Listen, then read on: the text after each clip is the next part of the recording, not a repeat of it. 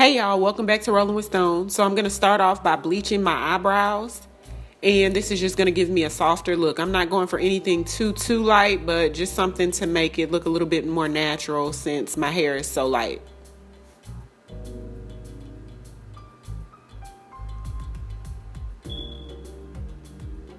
And then I'm filling in my brows with the Milani Brow Tint pen. And this is in the color taupe, even though it looks like a medium brown on my hair. But the lighter your brows are, the lighter it will appear to be. And then using an e.l.f. cream liner, I'm adding a little bit more definition to my brows so it can look a little bit more structured. Now I'm going in with the Maybelline Better Skin Concealer and blended that over my eyelids to work as a base for my eyeshadow. And then using that same concealer, I'm going to go ahead and sculpt out my brows just to give it more definition and to add a nice highlighted look underneath the brow bone area.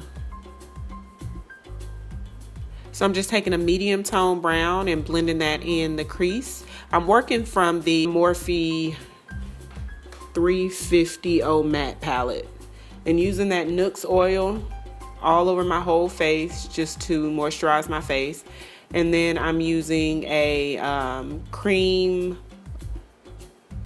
eyeshadow stick from Iman on the lids. It's the gold one. And then I'm adding that brown color to the outer V area.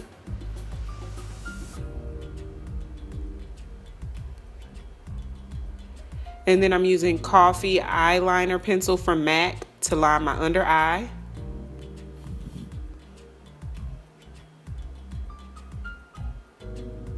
And I'm going to smoke it out with the same brown I used in the outer V, and that's from the Morphe 350 matte palette. Now I'm taking a black gel liner to line my upper lid, and this is a Mary Kay gel liner.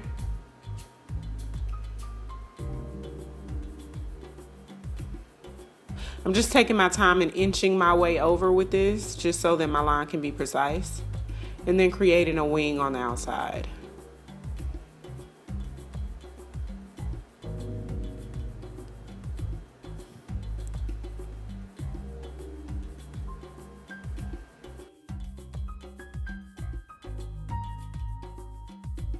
And then I'm adding some lashes. These particular lashes are mixed with black as well as brown hairs to give it more of a natural effect. And these are the Canna lashes, Canna Cosmetic lashes. And the style is, let me see if I can find it. The style is 020 Design Lashes. And then for primer, I'm using the Smashbox Photo Finish Primer. Silicone-based primer has a lot of slip to it.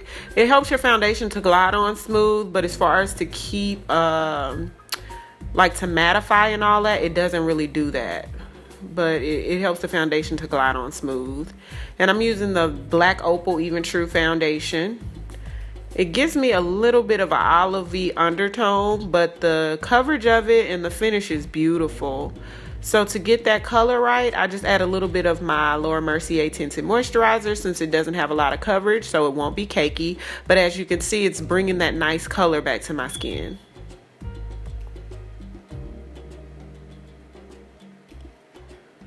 And blending that out with the Hourglass brush.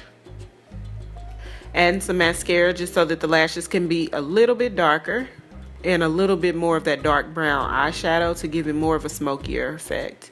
And I'm using my Airspun loose powder to set my under eye area, and then dusting it away with my Real Techniques contour brush. And as you can see, it left dry patches on my forehead, which is what I was trying to prevent by using that Nuxe oil.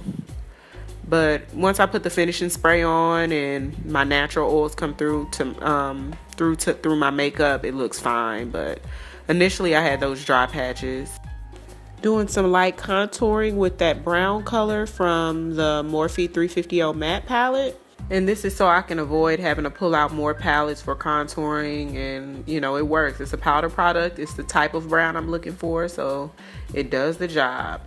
And then I'm also contouring my nose with it as well. For highlight, I'm using one of the eyeshadow colors from the MAC times 15 Warm Palette. And for blush, I'm using bronzer, dark bronzer from Bobbi Brown. For lipstick, I'm using Color Pop's Brink along with Jordana Lip Line in the color Coco Loco. Adding some bottom mascara to define the bottom lash line, and this is Mary Kay's Ultimate Mascara.